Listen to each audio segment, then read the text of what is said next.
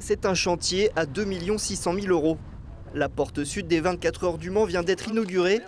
Elle permet un accès au circuit, mais pas que, puisque dans le bâtiment, 5 salles sont dédiées à la gestion et à la sécurité lors des grands événements.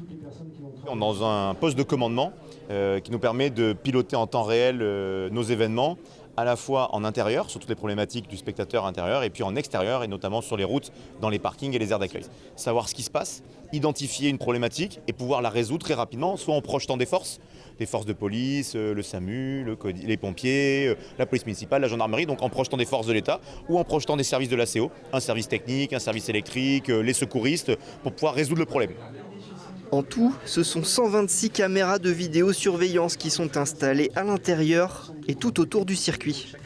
Quand vous organisez les 24 heures du Mans, vous vous retrouvez avec une ville de 325 000 personnes. Donc vous avez tous les problèmes que vous rencontrez dans une ville.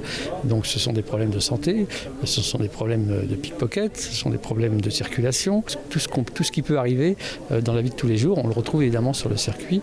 Et avec en plus quelque chose d'important, c'est qu'il y a une course à organiser. Il faut que cette course, elle, puisse continuer malgré tout ce que vous pouvez rencontrer sur le circuit.